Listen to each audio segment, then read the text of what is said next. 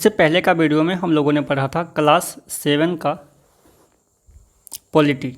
ठीक है, आज हम लोग पढ़ रहे हैं क्लास 8 का पॉलिटी सिविक्स, जिसे राजनीतिक विज्ञान बोलते हैं। तो ये सीटेट पेपर 2 के लिए इम्पोर्टेंट है और भी एग्जाम्स के लिए इम्पोर्टेंट है, जिसमें आपका पहला चैप्टर है भारतीय संविधान। यदि इससे पहले क्लास 7 का आपने पॉलिटी नहीं देखा है तो देख लीजिएगा, उसका लिंक मैं इस वीडियो के डिस्क्रिप्शन में दे दूंगा और आपको आई बटन में भी मिल जाएगा। तो चलिए स्टार्ट करते हैं। भारतीय संविधान पहला चैप्टर, जिसमें आपका पहला पॉइंट है शक्तियों का बंटवारा। शक्तियों के बंटवारा के बारे में जानना है। तो संविधान के अनुसार सरकार के 3 अंग हैं, विधायिका, कार्यपालिका और न्यायपालिका। विधायिका, कार्यपालिका और न्यायपालिका क्या हैं? सरकार के 3 अंग हैं। सरकार के 3 अंग कौन कौन से हैं वो आपको याद रखना है। चलिए नेक्स्ट पॉइंट पर चलते हैं। विधायिका में हमारे निर्वाचित प्रतिनिधि होते हैं। कार्यपालिका ऐसे लोगों का समूह है जो कानूनों को लागू करने और शासन चलाने का काम देखते हैं। न्यायालयों की व्यवस्था को न्यायपालिका कहा जाता है। नेक्स्ट पॉइंट है आपका मौलिक अधिकार। मौलिक अधिकारों वाला खंड भारतीय संविधान की अंतरात्मा भी कहलाता है। भारतीय संविधान में उल्लिखित मौलिक अधिकारों में से कुछ अधिकार इस प्रकार हैं। पहला है समानता का अधिकार। कानून की नज़र में सभी लोग समान हैं। सभी लोगों को देश का कानून बराबर सुरक्षा प्रदान करेगा। धर्म, जाति या लिंग के आधार पर किसी भी नागरिक के साथ भेदभाव नहीं किया जा सकता। खेल के मैदान में, जैसे खेल के मैदान में होटल, दुकान इत्यादि सार्वजनिक स्थानों पर सभी को बराबर पहुंच का अधिकार होगा। रोजगार के मामले में राज्य किसी के साथ भेदभाव नहीं कर सकता, लेकिन इसके कुछ अपवाद हैं। दूसरा है आपका स्वतंत्रता का अधिकार। अभिव्यक्ति और भाषा की स्वतंत्रता, सभा या संगठन बनाने की स्वतंत्रता, देश के किसी भी भाग में आने जाने और रहने तथा कोई भी व्यवसाय करने का अधिकार शामिल है। और तीसरा है आपका शोषण के विरुद्ध अधिकार। मानव व्यापार, जबरिया श्रम और 14 वर्ष से कम उम्र के बच्चों को मजदूरी पर रखना अपराध है। नेक्स्ट पॉइंट है आपका धार्मिक स्वतंत्रता का अधिकार। प्रत्येक व्यक्ति को अपनी इच्छा का धर्म अपनाने, उसका प्रचार प्रसार करने का अधिकार है। और पांचवा है सांस्कृतिक और शैक्षणिक अधिकार। धार्मिक या भाषाई सभी अल्पसंख्यक समुदाय अपनी संस्कृति की रक्षा और विकास के लिए अपने अपने शैक्षणिक संस्थान खोल सकते हैं। और छठा है संवैधानिक उपचार का अधिकार। यदि किसी नागरिक को लगता है कि राज्य द्वारा उसके किसी मौलिक अधिकार का उल्लंघन हुआ है तो इस अधिकार का सहारा लेकर वह अदालत में जा सकता है। नेक्स्ट पॉइंट है आपका सऊदी अरब में गैर मुसलमानों को मंदिर या गिरजाघर बनाने की छूट नहीं है। न ही इन धर्मों के लोग वहां पूजा अर्चना के लिए किसी सार्वजनिक स्थल पर इकट्ठा हो सकते हैं। नेक्स्ट पॉइंट है आपका सांसद के लिए अपने प्रतिनिधियों का चुनाव करते हैं। इन्हीं निर्वाचित प्रतिनिधियों में से एक समूह सरकार बनाता है। जनता द्वारा चुने गए सभी प्रतिनिधियों के इस समूह को ही संसद कहा जाता है। नेक्स्ट पॉइंट है आपका भारतीय संसद, पार्लियामेंट। संसद भारत का सर्वोच्च विधायी निकाय है। यह द्विसदनीय व्यवस्था है। भारतीय सदन में राष्ट्रपति तथा 2 सदन, लोकसभा यानी लोगों का सदन, दूसरा राज्यसभा, राज्यों की परिषद होते हैं। नेक्स्ट पॉइंट है राष्ट्रपति के पास संसद के दोनों में से किसी भी सदन को बुलाने या स्थगित करने अथवा लोकसभा को भंग करने की शक्ति है। भारतीय संसद का संचालन संसद भवन में होता है, जो कि नई दिल्ली में स्थित है। सदन प्रकार है ना, सदन का प्रकार और द्विसदनीय। सदन का प्रकार कौन कौन है?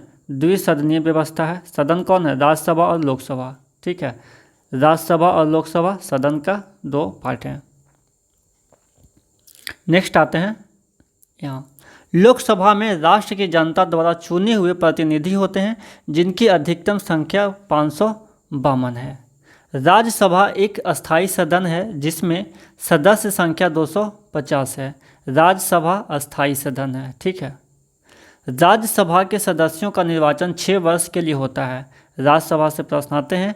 राज्यसभा के सदस्यों का निर्वाचन 6 वर्ष के लिए होता है, जिसके 1/3 सदस्य प्रत्येक 2 वर्ष में सेवानिवृत्त हो जाते हैं, यानी चेंज हो जाते हैं, बदल जाते हैं। नेक्स्ट पॉइंट है आपका राज्यसभा। राज्यसभा में बनने के लिए उम्र सीमा होना चाहिए आपका 30 वर्ष, 30 ईयर्स का, ठीक है। जिसमें आपका पॉइंट है राज्यसभा भारतीय लोकतंत्र की ऊपरी प्रतिनिधि सभा है, लोकसभा निचली प्रतिनिधि सभा है। राज्यसभा जो है ऊपरी प्रतिनिधि सभा है और लोकसभा आपका निचली प्रतिनिधि सभा है। राज्यसभा में 250 सदस्य होते हैं। राज्यसभा में कितने सदस्य होते हैं? तो राज्यसभा में आपका 250 सदस्य होते हैं, जिनमें 12 सदस्य भारत के राष्ट्रपति के द्वारा नामांकित होते हैं। इन्हें नामित सदस्य कहा जाता है। अन्य सदस्यों का चुनाव होता है। राज्यसभा में सदस्य 6 साल के लिए चुने जाते हैं, जिनमें 1/3 सदस्य हर 2 साल में सेवानिवृत्त होते हैं। ये इंपॉर्टेंट पॉइंट है ये पूरा। नेक्स्ट पॉइंट है आपका राज्यसभा का गठन एक पुनरीक्षण सदन के रूप में हुआ है, जो लोकसभा द्वारा पास किए गए प्रस्तावों की पुनरीक्षा करें। देखिए लोकसभा में भाग लेने के लिए, यानी लोकसभा का जो है सदस्य बनने के लिए आपका उम्र 25 साल होना चाहिए। राज्यसभा का 30 साल और लोकसभा का 25 साल। जिसमें आपका पॉइंट है भारतीय संसद का निचला सदन है। लोकसभा क्या है? भारतीय संसद का निचला सदन है। लोकसभा सार्वभौमिक वयस्क मताधिकार के आधार पर लोगों द्वारा प्रत्यक्ष चुनाव द्वारा चुने हुए प्रतिनिधियों से गठित होती है। सदन में सदस्यों की अधिकतम संख्या 552 हो सकती है। लोकसभा की कार्य अवधि 5 वर्ष है। देखिए लोकसभा का कार्य अवधि और राज्यसभा का कार्य अवधि में अंतर है। राज्यसभा का कार्यकाल जो है वो, लोकसभा का जो कार्यकाल है वो आपका 5 वर्ष है, ठीक है। लोकसभा का 5 वर्ष, परंतु इसे समय से पूर्व भंग किया जा सकता है। नेक्स्ट पॉइंट है आपका भारत सरकार। भारत सरकार के बारे में हम जानेंगे। देखिए भारत सरकार जो आधिकारिक तौर से संघीय सरकार व आमतौर से केंद्रीय सरकार के नाम से जाना जाता है। नेक्स्ट पॉइंट है संघ और हर एक राज्य सरकार 3 अंगों यानी 3 अंग कौन कौन? कार्यपालिका, विधायिका व न्यायपालिका के अंतर्गत काम करती है। नेक्स्ट है आपका व्यवस्थापिका। व्यवस्थापिका संसद को कहते हैं जिसके 2 सदन हैं। व्यवस्थापिका संसद को कहते हैं जिसके 2 सदन हैं, राज्यसभा और लोकसभा। कार्यपालिका के 3 अंग हैं, राष्ट्रपति, उपराष्ट्रपति और मंत्रिमंडल। नेक्स्ट है आपका न्यायपालिका। तो भारत की स्वतंत्र न्यायपालिका का शीर्ष सर्वोच्च न्यायालय है, जिसका प्रमुख प्रधान न्यायाधीश होता है। नेक्स्ट पॉइंट है आपका भारत में 24 उच्च न्यायालय हैं। भारत में उच्च न्यायालयों की संख्या कितना है? तो आपका 24 है। नेक्स्ट पॉइंट है आपका भारतीय संसद देश की सर्वोच्च कानून निर्मात्री संस्था है। इसके 2 सदन हैं, राज्यसभा और लोकसभा। नेक्स्ट पॉइंट है आपका राज्यसभा में कुल 245 सदस्य होते हैं।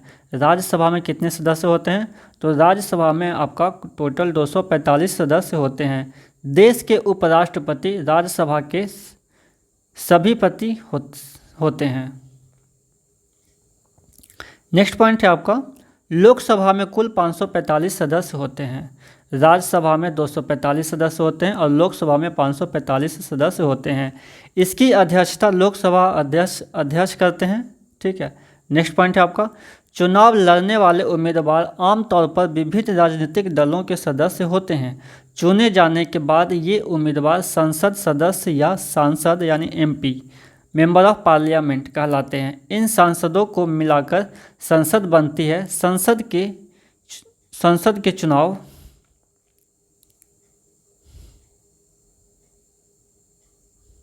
संसद का चुनाव हो जाने के बाद संसद को निम्नलिखित काम करने होते हैं, ठीक है।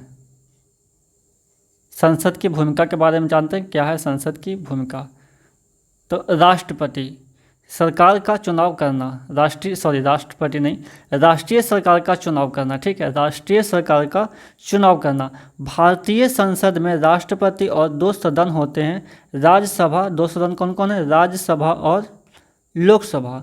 चूँकि लोकसभा में कुल 543 निर्वाचित सदस्य और 2 मनोनीत सदस्य होते हैं। 543 प्लस 2 टोटल कितना हो गया आपका? 545। नेक्स्ट पॉइंट है आपका, कार्यपालिका का चुनाव करना लोकसभा का एक महत्वपूर्ण काम होता है। कार्यपालिका का चुनाव कौन करवाता है? लोकसभा। नेक्स्ट पॉइंट है, भारत का प्रधानमंत्री लोकसभा में सत्ताधारी दल का मुखिया होता है। नेक्स्ट पॉइंट है, राज्यसभा का मुख्य रूप से देश के राज्यों के प्रतिनिधि के रूप में काम करती है। राज्यसभा भी कोई कानून बनाने का प्रस्ताव पेश कर सकती है। किसी विधेयक को कानून के रूप में लागू करने के लिए यह जरूरी है कि उसे राज्यसभा की भी मंजूरी मिल चुकी हो। इस प्रकार राज्यसभा की भी बहुत महत्वपूर्ण भूमिका होती है। संसद का यह सदन लोकसभा द्वारा पारित किए गए कानूनों की समीक्षा करता है और अगर ज़रूरत हुई तो उसमें संशोधन करता है। राज्यसभा के सदस्यों का चुनाव विभिन्न राज्यों की विधानसभाओं के निर्वाचित सदस्य करते हैं। राज्यसभा में 233 निर्वाचित सदस्य होते हैं। राज्यसभा में 233 निर्वाचित सदस्य होते हैं और 12 सदस्य राष्ट्रपति की ओर से मनोनीत किए जाते हैं। तो 233 प्लस 12 245 हो गया ना। Member is limited to 50 members, यानी इसमें जो है वो लिमिटेड मेंबर होते हैं, मैक्सिमम आपका 250 सदस्य हो सकते हैं। नेक्स्ट आपका है, कानून बनाना संसद का एक महत्वपूर्ण काम है। 2005 के हिंदू उत्तराधिकार संशोधन कानून के मुताबिक बेटे, बेटियां और उनकी मां तीनों को परिवार की संपत्ति में बराबर हिस्सा मिल सकता है। इससे पहले क्या था? बेटियों को नहीं मिलता था, सिर्फ बेटों को मिलता था, लेकिन अब बेटियों को भी मिलेगा। चलिए नेक्स्ट पॉइंट है आपका, दिसंबर 2002 में अस्थायी समिति ने अपनी सिफारिशें राज्यसभा को सौंप दी। इन सिफारिशों को लोकसभा में भी पेश किया गया। कमेटी की रिपोर्ट में महिला संगठनों की ज़्यादातर मांगों को स्वीकार कर लिया गया था। 2005 में संसद के सामने एक नया विधेयक पेश किया गया। दोनों सदनों से मंजूरी मिल जाने के बाद उसे राष्ट्रपति के पास स्वीकृति के लिए भेज दिया गया।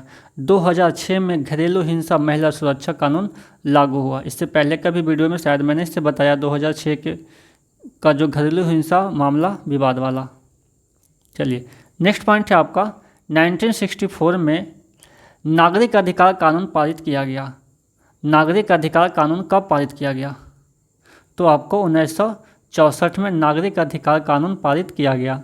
संविधान के अनुच्छेद 21 में प्रत्येक नागरिक को जीवन का मौलिक अधिकार दिया गया है और इसमें स्वास्थ्य का अधिकार भी शामिल है। नेक्स्ट पॉइंट है आपका, भारत का सर्वोच्च न्यायालय की स्थापना 26 जनवरी 1950 को की गई थी। उसी दिन हमारा देश गणतंत्र बना था। हमारे देश में 3 अलग अलग स्तर पर अदालतें होती हैं। तो 3 स्तर कौन कौन से होते हैं आइए जान लेते हैं। पहला है सर्वोच्च न्यायालय, दूसरा है उच्च न्यायालय और तीसरा है निचली अदालत। नेक्स्ट पॉइंट है आपका, उच्च न्यायालयों की स्थापना सबसे पहले 1862 में कलकत्ता, बम्बई और मद्रास में की गई। कहाँ कहाँ की गई ध्यान रखिएगा। ये तीनों प्रेसिडेंसी शहर थे। दिल्ली उच्च न्यायालय का गठन 1966 में हुआ। नेक्स्ट पॉइंट है आपका, भारत में हमारे पास एकीकृत न्यायिक व्यवस्था है। इसका मतलब यह है कि ऊपरी अदालतों के फैसले नीचे की सारी अदालतों को मानने होते हैं। एकीकृत न्यायिक का मतलब समझ गए, यानी ऊपर जो बैठे हैं वो फैसला कर दिए तो नीचे जो बैठे हैं इनको मानना पड़ेगा। नेक्स्ट पॉइंट है आपका, ट्रायल कोर्ट या जिला न्यायालय, अतिरिक्त सत्र न्यायाधीश, प्रधान न्यायिक मजिस्ट्रेट, मेट्रोपॉलिटन मजिस्ट्रेट या सिविल जज न्यायालय आदि नामों से बुलाया जाता है। यानी देखिए कितने सारे नाम हैं, आशा करता हूँ आप इसे याद रखेंगे। ट्रायल कोर्ट या जिला न्यायालय सभी अलग अलग नाम है, एक ही पोस्ट है। ट्रायल कोर्ट या निजी न्यायालय, अतिरिक्त सत्र न्यायाधीश, प्रधान न्यायिक मजिस्ट्रेट या मेट्रोपॉलिटन मजिस्ट्रेट या सिविल जज न्यायालय आदि नामों से बुलाया जाता है। देखिए, फौजदारी कानून के बारे में जानते हैं और दीवानी कानून के बारे में जानते हैं। तो फौजदारी कानून में आपका है, ये ऐसे व्यवहार या क्रियाओं से संबंधित है जिन्हें कानून में अपराध माना गया है। उदाहरण के लिए चोरी, हत्या, दहेज के लिए औरतों को तंग करना, ये सब क्या है, फौजदारी मामला है। दूसरा है आपका दीवानी कानून, यानी इसका संबंध व्यक्ति विशेष के अधिकारों के उल्लंघन या अवहेलना से होता है। उदाहरण के लिए ज़मीन की बिक्री, चीज़ों की खरीदारी, किराया, तलाक आदि से संबंधित विवाद, ये सारा आपका दीवानी कानून में आएगा। आप सभी लोग को पता होगा FIR का full form first information report. Next point है आपका संविधान के अनुच्छेद 22 और फौजदारी कानून में प्रत्येक गिरफ्तार व्यक्ति को निम्नलिखित मौलिक अधिकार दिए गए हैं, जो कि सभी को जानना चाहिए। तो आइए एक एक करके पढ़ते हैं और जानते हैं। गिरफ्तारी के समय उसे यह जानने का अधिकार है कि गिरफ्तारी किस कारण से की जा रही है। गिरफ्तारी के 24 घंटों के भीतर मजिस्ट्रेट के सामने पेश होने का अधिकार।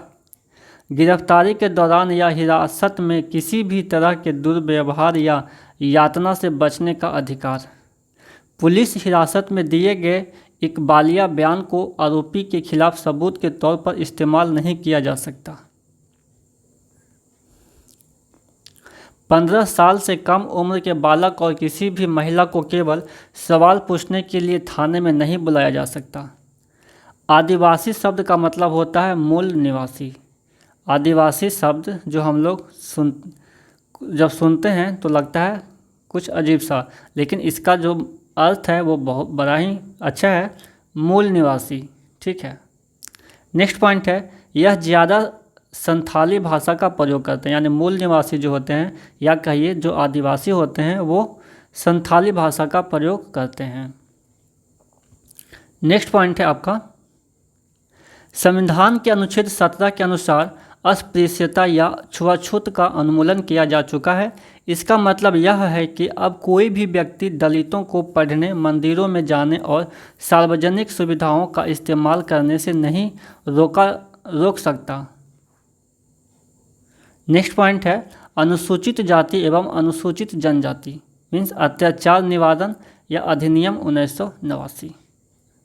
नेक्स्ट पॉइंट है पोर्तो एलेग्रे ब्राज़ील का एक शहर है। पोर्तो एलेग्रे क्या है, ब्राज़ील का एक शहर है। मान लीजिए कि ये नाम दे देगा और पूछ दिया कि ये क्या है और 3-4 ऑप्शन दे देंगे तो आप जानेंगे तो ना कि पोर्तो एलेग्रे ब्राज़ील का एक शहर है। यहाँ नगर जल विभाग ने सभी लोगों को स्वच्छ पेयजल मुहैया करा दिया है। शिशु मृत्यु दर में गिरावट के पीछे यह सबसे बड़ा कारण है। नेक्स्ट पॉइंट है 2006 के अक्टूबर महीने में सरकार ने 14 साल से कम उम्र के बच्चों को घर, ढाबों या रेस्टोरेंट में या चाय की दुकानों आदि में नौकरी पर रखने की प्रथा पर पाबंदी लगा दी थी। नेक्स्ट पॉइंट है आपका केंद्र सरकार ने राज्य सरकार को निर्देश दिया है कि वे घरेलू नौकर के तौर पर काम करने वाले बच्चों को मुक्त कराने और उनके पुनर्वास के लिए योजना बनाएं। अभी तक महाराष्ट्र, कर्नाटका एंड तमिलनाडु केवल इन 3 सरकारों ने ऐसी योजनाएं प्रकाशित की। नेक्स्ट पॉइंट है आपका 2 दिसंबर 1984 को रात के 2 बजे यूनियन कार्बाइड के इसी संयंत्र से मिथाइल आइसोसाइनाइड यानी उसको मिक भी बोलते हैं, गैस रिसने लगी। यह बेहद जहरीली गैस होती है। ये इम्पोर्टेंट क्वेश्चन है, आपको हर एक एग्जाम में पूछे जाते हैं। तो चलिए इसे एक बार फिर से पढ़ लेते हैं कि 2 दिसंबर 1984 की रात 2 बजे यूनियन कार्बाइड को इसी संयंत्र से मिथाइल आइसोसाइनाइड उस गैस का नाम है जिसका रिसाव होने लगा था। यह बेहद जहरीली गैस है, इसे सूंघने के साथ ही आदमी बेहोश हो जाता है, मर जाता है।